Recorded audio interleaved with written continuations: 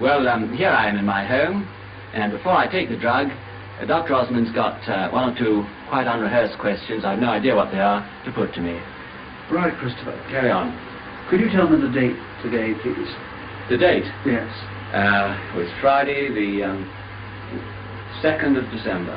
In 1955, Christopher Mayhew, MP and TV presenter, took mescaline under the supervision of Humphry Osmond. The BBC filmed the experiment. This is the first time it's been shown. To be rich and prosperous, a nation must have a safe, secure supply of wood. After initial psychological tests, the experiment began at noon. Well, shall we go right ahead then? Oh, I'll take it. Yes, there she is.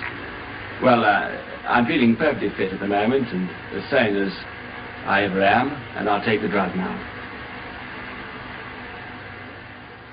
An hour and a half later, there were definite effects.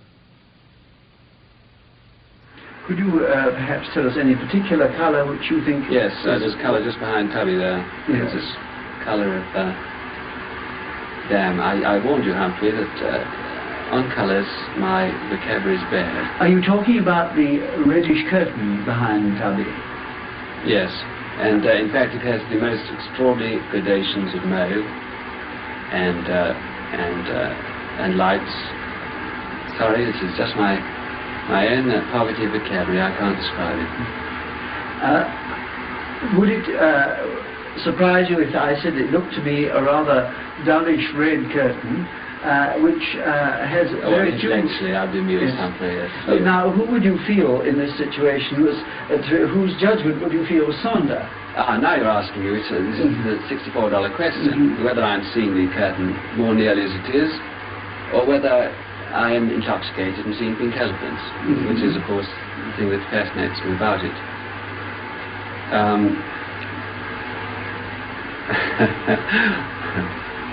Well, all I can say is it's still a $64 question, Humphrey. I'm looking very hard now, beyond the camera.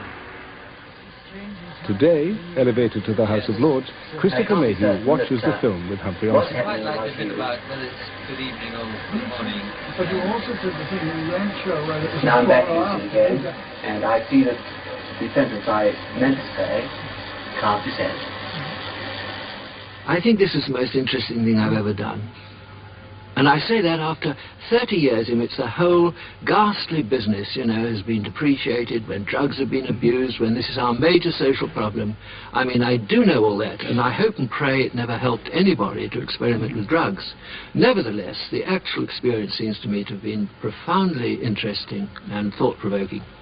The time's now just on 1400, and in the last half hour or so, Christopher has been preoccupied to a very great extent with time, and we've had numerous discussions on this.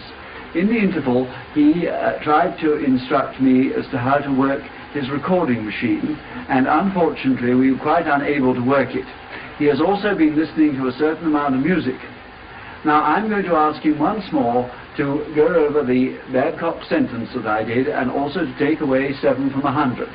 Now, Christopher, would you be prepared to do that for me, please? Well, you've got me at what I would call my period of time when I am capable of doing it. Right, well, I'll now repeat the sentence. To be rich and prosperous, a nation must have a safe, secure supply of wood. To be rich and prosperous, a nation must have a safe, secure supply of wood. I got the two... Well done. Now, would you like to take away 7 from 100 again? 93, 86... 79, 72, 66, 60, 72, whatever it is, 65, 58, 51, 40, I can see you're interested still, 44, 37, 30, 23, 23, now off again, Humphrey. In my period of time, I'm off again for a long period, but you won't notice from me that I've gone away at all.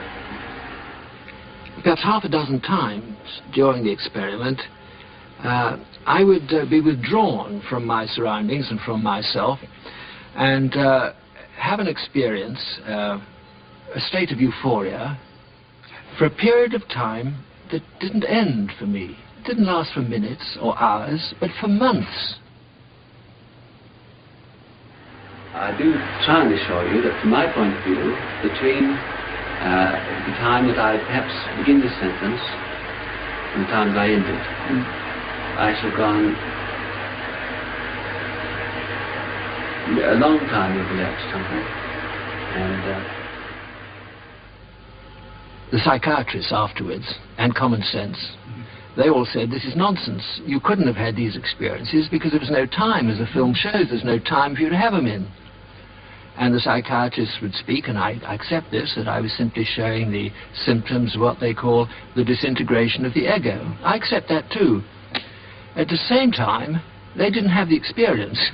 And when I look back, even now, after 30 years, when I remember that after the experiment, I remember that afternoon, not as so many minutes spent in my drawing room, interrupted by these strange excursions in time, but as years and years of heavenly bliss, interrupted by short periods in my drawing room.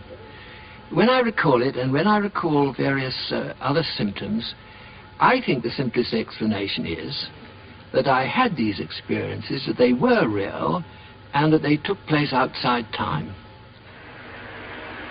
I am moving at this moment from one time into another time and back again.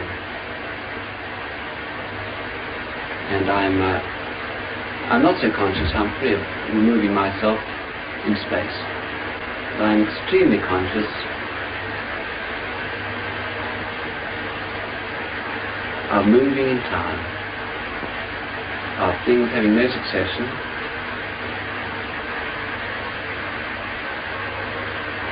and that there be no absolute time, no absolute space. It is simply what we impose on the outside world. The BBC was worried. Could the film be broadcast? Mayhew himself was all in favour, but viewing the footage it was hard to judge the true significance of his experience. Expert advice was called for, and a special committee of psychiatrists, philosophers and theologians assembled. Amongst those shown the film was Canon Besser from Cambridge University.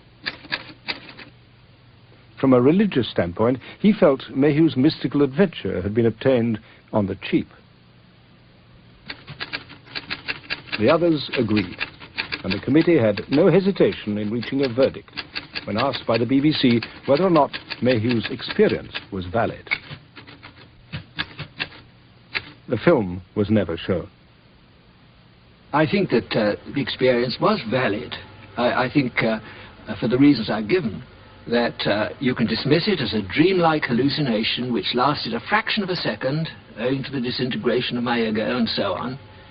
Or you can say with me, it was a real experience which happened outside time. And that is my view. And for various sort of associated symptoms, I would say that on that occasion, by a shortcut, I did visit the world known to the mystics and to some mentally sick people. And therefore, to that extent, I'd say it is valid. Huxley